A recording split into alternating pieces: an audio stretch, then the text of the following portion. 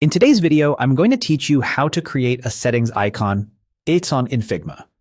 Whether you're refining a quick prototype or building out a full design system, a clean gear icon is a staple, and the fastest way to get one is straight from within Figma using a plugin.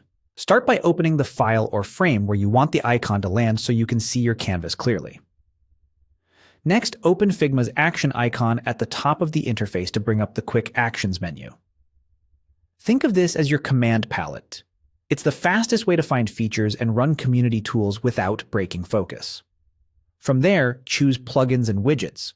This narrows the results to tools that run directly in your file, which keeps everything in context and places assets exactly where you need them.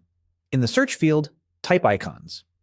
This tells Figma you're looking for icon-related tools and makes it easy to pick from popular, well-maintained options. Select Icons 8. Icons, Illustrations, Photos.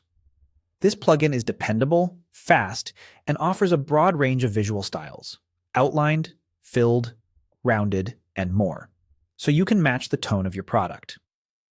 Once the plugin opens, use its search bar and type Settings. You'll see a gallery of gear icons.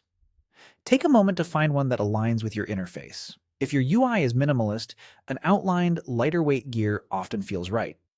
For stronger emphasis or dark mode, a bolder, filled version might read better.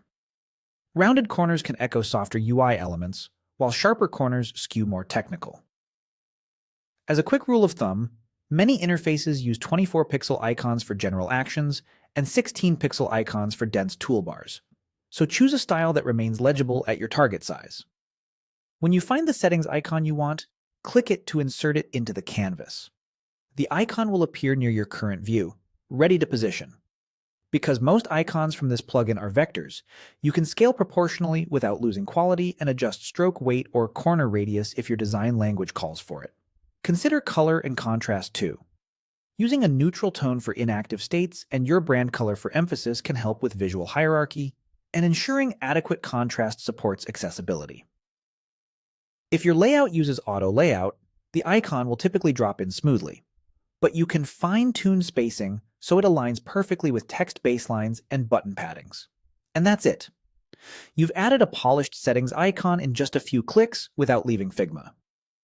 Save your file, and you're ready to reuse that icon across components, pages, and prototypes.